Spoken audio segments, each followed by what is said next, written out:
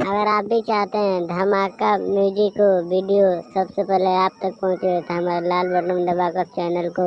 Subscribe करें और साथ में इस बेल आइकन को दबाना।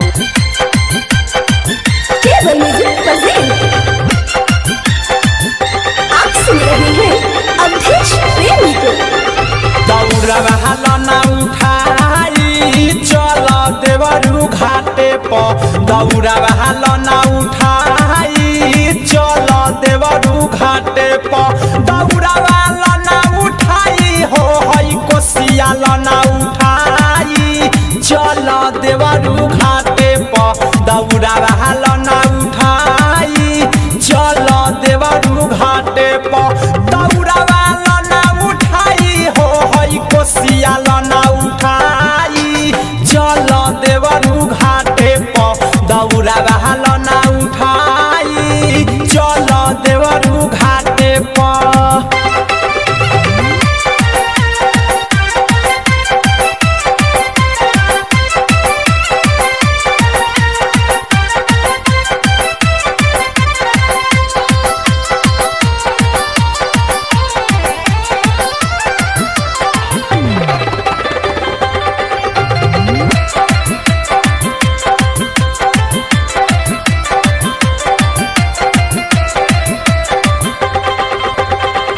जल्दी से चला देवरू कर जानी देरिया,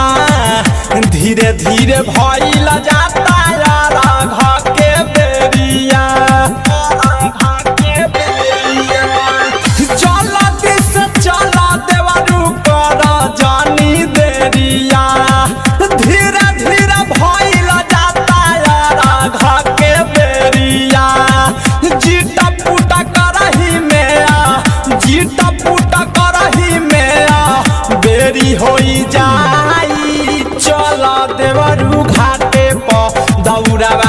ना उठाई चल देवरू घाटे पर, दौड़ा ना उठाई चल देवरू घाटे पर।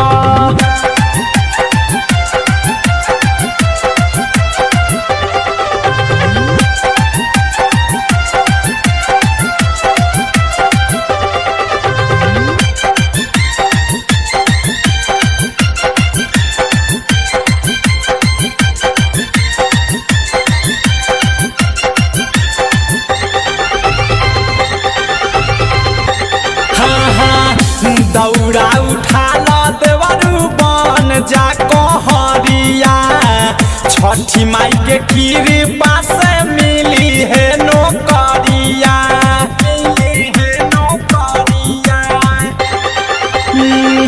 दौड़ा उठा ला देवरू बन जा कहरिया, छठी माई के कृपा से मिली है नौकरिया, ही का भरली छुरा ही का भरली छुरा छुरी उड़ाई चल देवरू घाटे पर, दौड़ा ना उठाई चल देवरू घाटे पर, दौड़ा ना उठाई चल देवरू घाटे पर।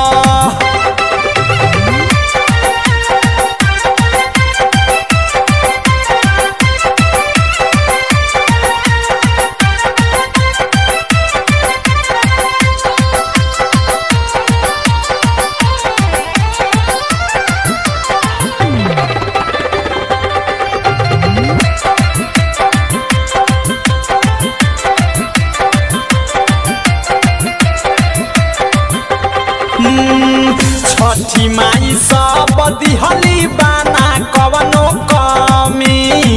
छठी घाट चल दिहली आसावा के मम्मी, छठी माई सब दिहली बाना कुछौ कमी, छठी घाट चल दिहली किमिया के मम्मी, अवध प्रेमी धीरज अवध प्रेमी विवेक कोसिया भराई चल देवरू घाटे